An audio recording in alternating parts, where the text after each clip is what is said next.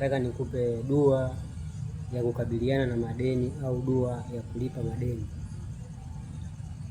Siku moja Mtume Muhammad sallallahu alaihi wasallam aliingia msikitini saa 10 asubuhi, akakuta kuna swahaba tayari yuko msikitini daula saa 10 fajiri. Ndipo akamuuliza, mbona umewahi sana leo? Akasema, nimewahi sana kwa sababu nina madeni, yani kama amekimbia madeni. Akamwambia kwamba nitakupa dua ambayo ukiisoma hiyo na maana itakufanyia wepesi kuweza kumaliza madeni yote yale ambayo unadaiwa. Kwa twende kuangalia ni dua gani hiyo ambayo alipewa siku hiyo. Dua yenyewe inasema, Allahumma inni a'udhu bika minal hammi wal hazan wal ajiz wal kasal wal jumni wal bukhul wa gharabati daini wa kahari rijali. Hii ni dua nimekuambia kwamba ni dua ambayo itakusaidia wewe kuweza kufanyia wepesi kulipa madeni ambayo unadaiwa, hata kama madeni hayo ni mlima, ni kama mlima, kama madeni kama mlima, ndio kama mlima Uhud.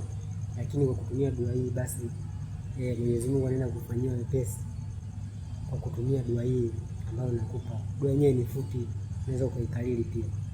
Inaanza, Allahumma inni a'udhu bika minal hammi wal hazani wal ajiz wal kasal wal jumni wal bukhul wa gharabati daini wa kahari rijali. Muna dua hizo ilivyokuwa fupi, kwa unaweza ukatumia dua hii na ikaleta matokeo mazuri sana.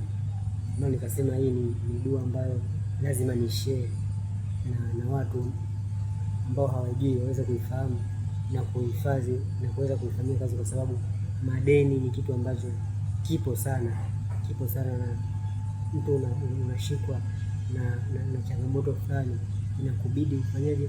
Inakubidi ukope hela, lakini sasa kwenye kurudisha inakuwa changamoto. Kwa nini? Kwa sababu huna pesa ya kurudisha, au unayo lakini majukumu yanaongezeka, pamoja na sababu nyingine mbalimbali.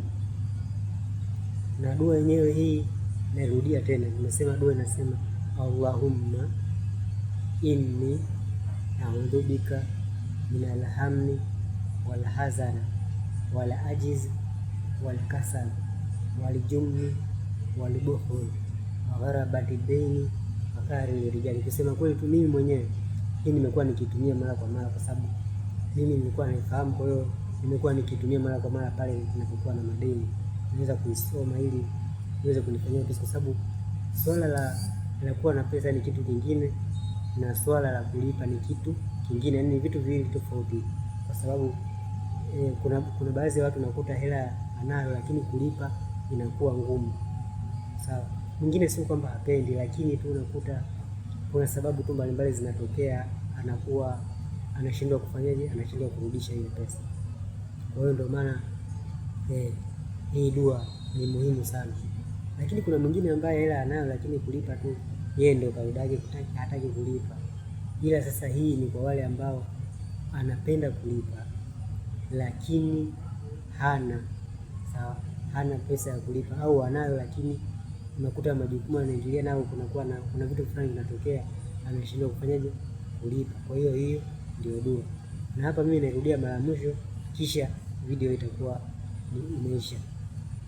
Allahumma inni a'udhu bika minal hammi wal hazana wal ajiz wal kasal wal jumni wal bukhul wa gharabati daini wa kahari rijali.